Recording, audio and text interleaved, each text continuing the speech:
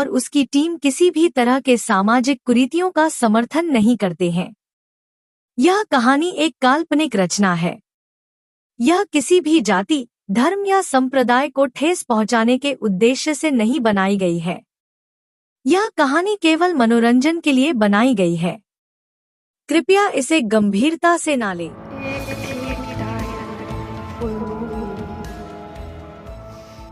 यह कहानी उस समय की है जब बिहार के किसी गांव में झुमरी नाम की एक औरत रहा करती थी।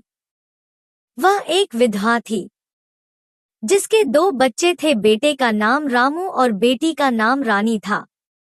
वह लोगों के घरों में काम करके अपना और अपने बच्चों का पेट पालती थी। फिर भी गांव वालों ने उसका जीना हराम करके रखा था। वह उसे मनहूस कुल्टा कहकर उसे बड़ा परेशान किया करते थे और उसके बच्चों के साथ भी जाति का भेदभाव करके गांव के बच्चों के साथ खेलने से मना करते थे। ऐसे ही एक दिन जब झुमरी के दोनों बच्चे दूसरे बच्चों के साथ खेल रहे थे तो उन बच्चों के साथ जमींदार का बच्चा भी खेल रहा था। तभी कुछ गांव वालों ने जमींदार को भड़काते हुए कहा, सरकार, वह जो नीच जाति की झुमरी है ना, उसके बच्चे आपके बच्चे के साथ खेल रहे हैं। यह सुनते ही जमींदार गुस्से से बोला, उनकी इतनी मजाल कि वह जमींदार के बच्चे के साथ खेले। आज मैं उन्हें उनकी औकात दिखाकर रहूंगा। जमींदार कुछ लठैत लेकर वहां पहुंचा और बच्चों को पीटने वाला ही होता है कि वहां झुमरी पहुंच जाती है और बोलती है, नहीं सरकार, मेरे बच्चों को छोड़ दे, यह बच्चे हैं, ये सब नहीं पता, इन्हें माफ कर दे। लेकिन जमींदार उन लठैतों से पिटवाते हुए कहता है, अगर आज तुम्हें छोड़ दिया तो यही गलती फिर कोई कभी ना कभी करेगा। यह पिटाई तुम्हारे शरीर को नहीं, तुम्हारी आत्मा को तोड़ेगी। यही नहीं, यह तुम्हारे लिए सजा और दूसरों के लिए उदाहरण बनेगी। और सुन लो गांव वालों, अगर किसी ने भी इस ऊंच नीच की प्रथा को तोड़ने की कोशिश की तो उसका भी अंजाम यही होगा। यह कहकर जमींदार वहां से चला जाता है। झुमरी और उसके बच्चे वहां पर अधमरी हालत में थे, लेकिन किसी ने भी उनकी मदद नहीं की। जैसे तैसे झुमरी अपने झोपड़ी में अपने बच्चों को लेकर पहुंचती है और उनकी मरहम पट्टी करती है और उन्हें सुलाकर जंगल की तरफ चली जाती है और जोर जोर से रोने लगती है। उसके रोने की आवाज सुनकर एक खौफनाक बुढ़िया वहां आती है और उससे पूछती है, तुम कौन हो और इतनी रात को यहाँ क्यों आई हो? क्या तुम्हें डर नहीं लग रहा है कि कोई जंगली जानवर यहाँ आ गया तो तुम्हें खा जाएगा? झुमरी, जानवर भी इंसान से कहीं बेहतर होगा, कम से कम एक बार ही मारेगा, ऐसे रोज तिल तिल कर तो नहीं मारेगा। वह उस बुढ़िया को सारी बात बता देती है। तभी वह बुढ़िया बोली, अगर तू चाहे तो अपने ऊपर किए गए एक एक जुल्म का बदला उस जमींदार से ले सकती है। झुमरी बोली, कैसे? बुढ़िया जोर जोर से हंसते हुए बोली, डायन बनकर। ये सुनते ही झुमरी बहुत डर गई और वहां से घबराते हुए चली जाती है। इधर जमींदार ने झुमरी को काम और राशन देने से भी मना कर दिया था। इस सारी चीजों से थक हार कर झुमरी एक रात फिर उसी जंगल में उस बुढ़िया को खोजते हुए पहुंची और खोजते खोजते उस बुढ़िया के झोपड़े में पहुंच जाती है, जहां बुढ़िया कुछ मंत्रों का उच्चारण कर रही थी। तभी उसने अपने आंखों को खोला और बोली, क्या हुआ? अब क्यों आई है मेरे पास? झुमरी, मुझे उस जमींदार से बदला लेना है, इसके लिए आप जो भी कहेंगे मैं वो सब करने के लिए तैयार हूँ। बुढ़िया, ये तेरे बस की बात नहीं। झुमरी, चाहो तो आजमा कर देख लो। बुढ़िया, तुझे डायन बनने के लिए अपनी कोई कीमती चीज देनी होगी। झुमरी, कीमती चीज मैं कुछ समझी नहीं। बुढ़िया, डायन प्रक्रिया के लिए तुझे किसी का दिल चाहिए होगा। झुमरी, हाँ तो वह जमींदार है ना, उसका एक बेटा है, उसका दिल ले लो। बुढ़िया, डायन तुझे बनना है तो बलिदान भी तुझे ही देना होगा। तुझे अपने बेटे की बलि देनी होगी। झुमरी डर कर चुप हो गई। तभी बुढ़िया बोली, सोच क्या रही है? तेरे पास एक बेटा और एक बेटी है। बेटे की बलि देने के बाद भी एक बेटी तो तेरे पास होगी ही। और वैसे भी हम डायनों को बेटियां प्यारी होती है, बेटे नहीं। और अगर तू अपने बेटे की बलि देती है तो उससे बेहिसाब काली शक्तियों की मालिकन बन जाएगी। जल्दी कर, आज अमावस्या की रात है।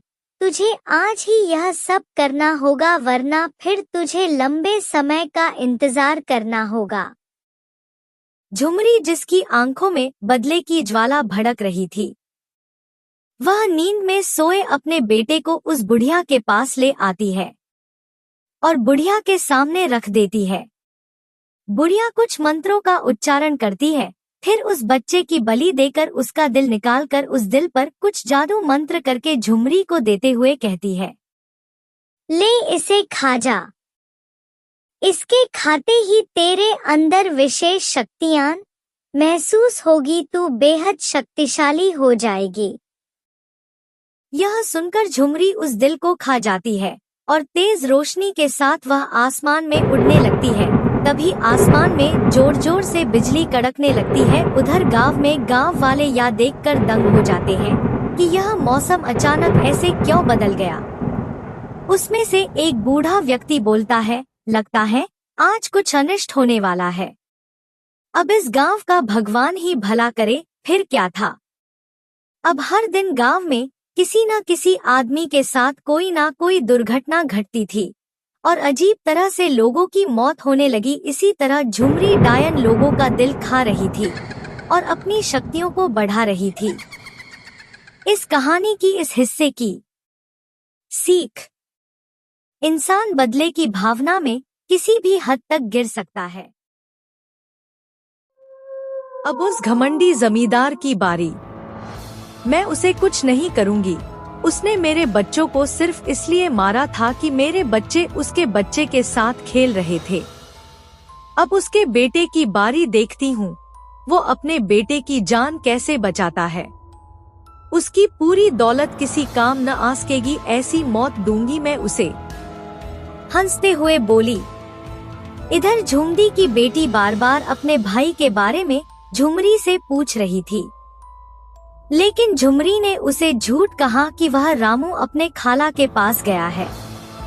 रानी बोली, लेकिन माँ, भाई ने मुझे तो बताया ही नहीं। झुमरी ने उसे बताया कि खाला की तबीयत खराब थी, इसलिए मैंने रामू को सुबह सवेरे ही वहाँ भेज दिया। झुमरी दिन भर गांव में अपनी बेटी के साथ इंसानों की तरह रहती थी, लेकिन वह रोज रात को जंगल में जाकर काला जादू करके लोगों का दिल खाया करती थी। अब यह सारी चीजें उसकी आदत में शामिल हो चुकी थी। गांव में जब कभी उसका किसी से झगड़ा होता था, वो या तो उस पर काला जादू करती थी या फिर उसका दिल खा जाया करती थी। इसी तरह एक दिन जब झुमरी सब्जी लेने सब्जी मंडी पहुंची तो वहां पर पहले से ही जमींदार की बीवी सब्जी खरीद रही थी। झुमरी को वहां आते देखकर जमींदार की बीवी बोली, ये भिखारन यहाँ क्या खरीदने आई है। ये कहकर उसका मजाक बनाने लगी और सब्जी मंडी में मौजूद सभी लोग उस पर हंसने लगे। सभी को इस तरह हंसते देखकर झुमरी बड़े ही खौफनाक नजरों से उन्हें देखने लगी और प्रतिशोध की भावना लेकर वहां से चली गई। घर जाकर झुमरी बोली, जमींदार और जमींदार की बीवी खुद को क्या समझते हैं, अमीर हैं तो किसी का भी मजाक उड़ाएंगे, बस अब बहुत हुआ। पहले तो इस बड़बोली जमींदार की बीवी का कुछ करना होगा, फिर जमींदार और उसका बेटा, उसके बेटे का तो मैं दिल खाऊंगी। वह भी धीरे धीरे जोर से हंसने लगी। ये कहकर झुमरी रात को जंगल में जाकर काला जादू करती है और कुछ नींबू जमींदार के दरवाजे पर रख देती है और मरे हुए उल्लू को उसके घर के पीछे की जमीन में गाड़ आती है। सुबह कुछ हंगामों के साथ एक खबर पूरे गांव में फैल गई कि जमींदार की बीवी को लकवा मार गया है। यह खबर सुनकर झुमरी बहुत खुश हुई, लेकिन वह भी और सब लोगों की तरह अफसोस जताते हुए बोली, अभी कुछ दिनों पहले तक तो ठीक थी, फिर अचानक क्या हो गया? इधर जमींदार शहर से डॉक्टर बुलाकर उसका इलाज करवाता है, लेकिन उसकी हालत में कोई सुधार नहीं होता है और जमींदार के कारोबार में भी बहुत नुकसान होने लगा। अब जमींदार बहुत परेशान रहने लगा था। तभी उसके बेटे की तबीयत काफी खराब हो गई। जमींदार आनन फानन में उसे अस्पताल लेकर जाता है। इलाज करने के बाद डॉक्टर काफी हैरान हो गया कि यह कैसे हो सकता है। डॉक्टर जमींदार को बताते हुए कहता है कि इस बच्चे का दिल तो आधा है, जैसे किसी ने खा लिया हो। क्या यह पैदाइशी ऐसा है? जमींदार घबराते हुए बोला, नहीं डॉक्टर, मेरा बच्चा बिल्कुल स्वस्थ था। मेरे बच्चे को ठीक कर दीजिए डॉक्टर। डॉक्टर, अगर जल्द ही हार्ट ट्रांसप्लांट ना किया गया तो इसकी जान भी जा सकती है।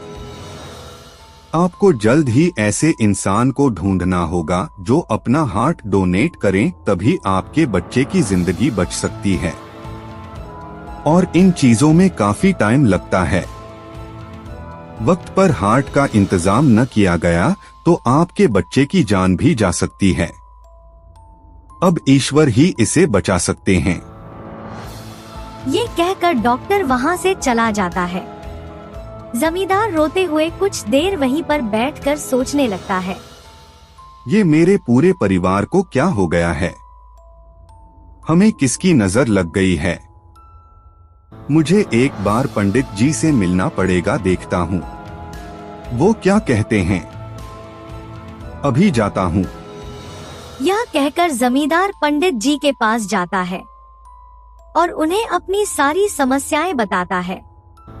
पंडित जी ने कुछ मंत्रों का उच्चारण करने के बाद उसे बताया कि तुम्हारे घर पर किसी ने काला जादू किया है, लेकिन इस बात की पुष्टि मैं तुम्हारे घर पर आकर ही करूँगा और समाधान भी लेकर आऊँगा। तब तक के लिए तुम यह बात किसी से नहीं कहना। हो सकता है कि वह सतर्क हो जाए। सुबह जब पंडित जी जमींदार के यहाँ आए तो उन्होंने जमींदार को उसकी जमीन खोदने के लिए कहा। जब जमीन की खुदाई की गई तो वहाँ मरे हुए उल्लू की लाश देखकर सभी काफी डर गए।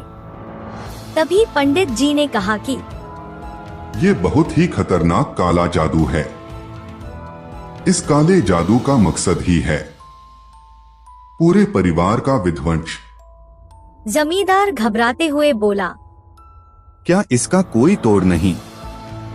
पंडित जी, इस दुनिया में हर समस्या का समाधान है, इस जादू का भी तोड़ है। सबसे पहले तुम्हें यह पता होना चाहिए कि यह काला जादू कौन कर रहा है और क्यों। ये कैसे पता चलेगा? यहाँ आने से पहले मैंने यह भी पता कर लिया है।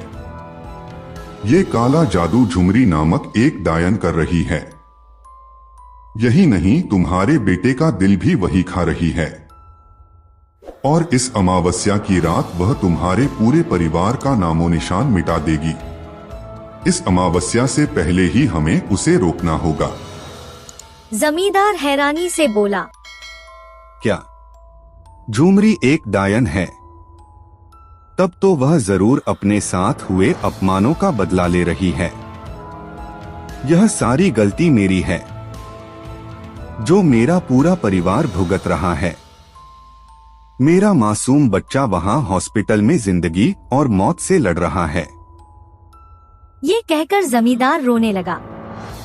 पंडित जी ने जमींदार को चुप कराते हुए कहा, खुद को संभालो, अभी हमें उसका सामना करना होगा और ऐसी शक्तियों के साथ हम उसका सामना नहीं कर सकते। हमें उसे पहले शक्तिहीन करना होगा। ये हम कैसे करेंगे? एक डायन की शक्तियां उसके केस में होती है। हमें उसका केस काटना होगा और ये हम नहीं कर सकते क्योंकि उसे इसकी जरा भी भनक मिली तो पता नहीं वह क्या करेगी तुम्हारे बेटे के साथ। थोड़ी देर सोचने के बाद जमींदार बोला, पंडित जी, उस झुमरी के 2 बच्चे हैं। बेटे को तो उसने बाहर भेज दिया है, लेकिन बेटी उसके साथ ही रहती है। नहीं, उसने अपने बेटे की बलि देकर उसके दिल को खाकर ही डायन प्रक्रिया पूरी की है। लोग उसके बेटे के बारे में पूछेंगे, इसीलिए उसने यह झूठ कहा कि उसने उसे बाहर भेजा है। यह सुनते ही जमींदार के पैरों तले जमीन खिसक गई और बोला, जिस औरत ने अपने बेटे को ना छोड़ा वह मेरे बेटे को क्या बख्शेगी।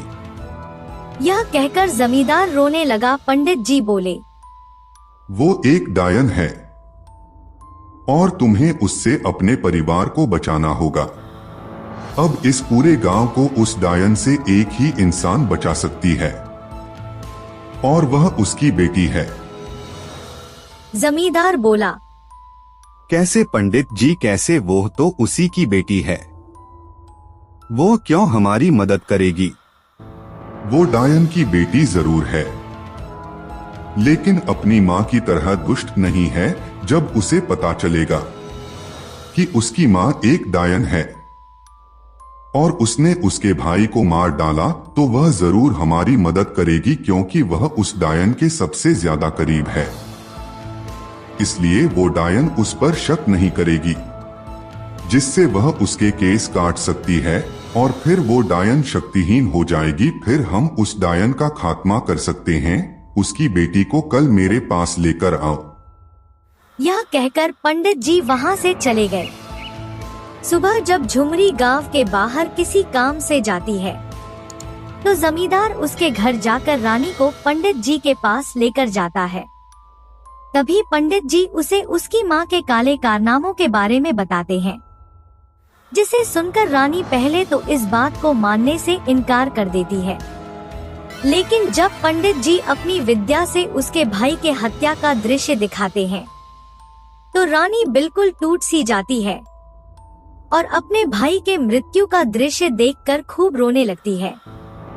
पंडित जी को उस बच्ची पर बहुत दया आती है और वह उसे सहानुभूति देते हुए कहते हैं कि जो हाल अभी तुम्हारा है वह न जाने कितनी माँओं के दिलों पर गुजरी है और इसी तकलीफ से यहाँ खड़ा हुआ जमींदार भी गुजर रहा है।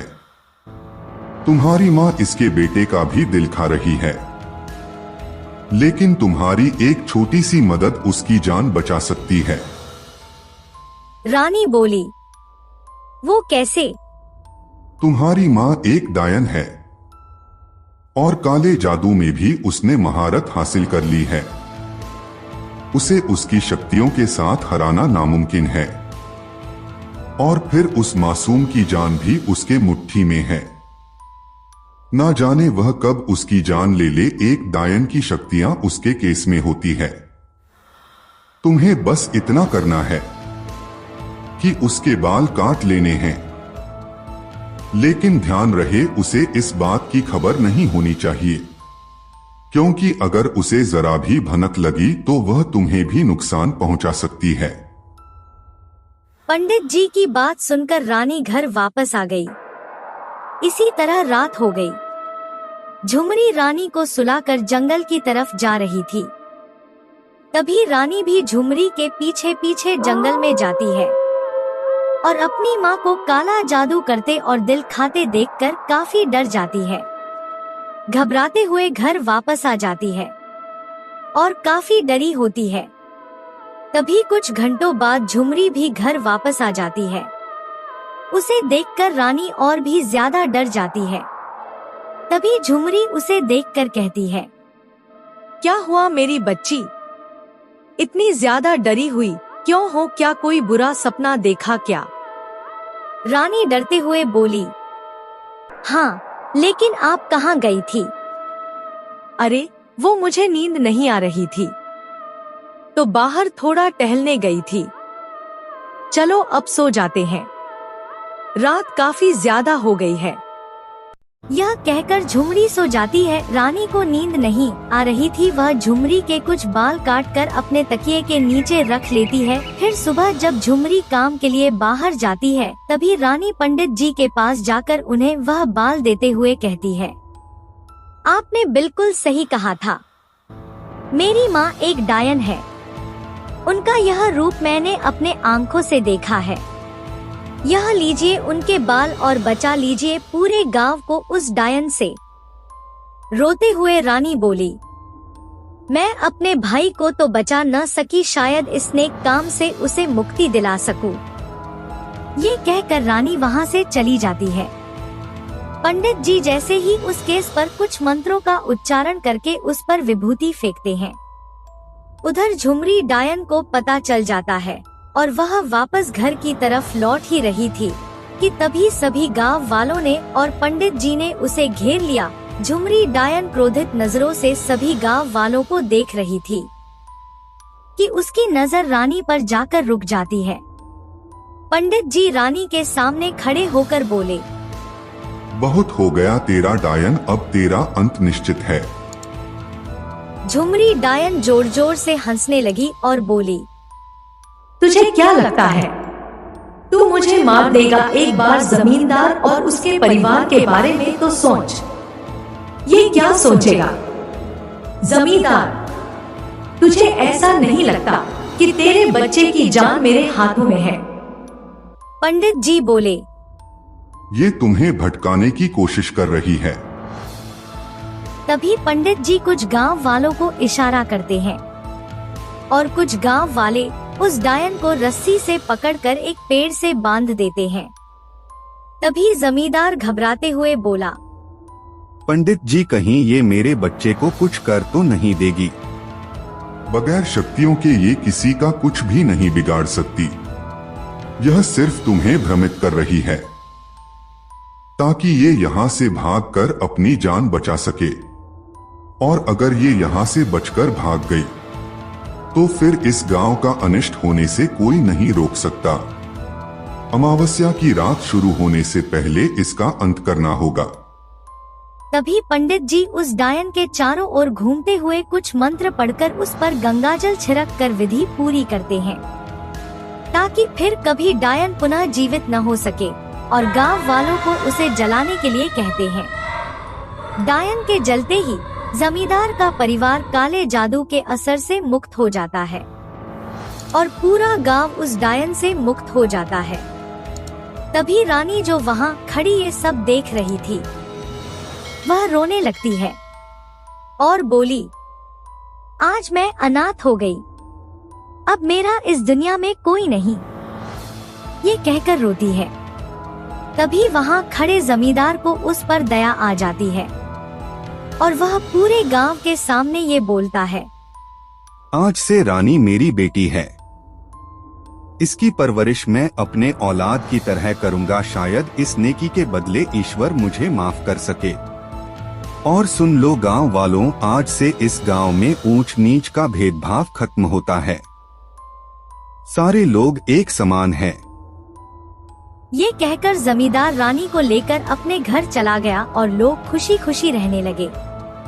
सीख: कभी कभी हमारे द्वारा किया गया भेदभाव ही लोगों के अंदर हिंसा और प्रतिशोध की भावना जगाता है। दोस्तों, 86% लोग हमारे वीडियो को देखते हैं लेकिन सब्सक्राइब नहीं करते। कृपया हमें मोटिवेट करने के लिए हमारा चैनल सब्सक्राइब करें। धन्यवाद।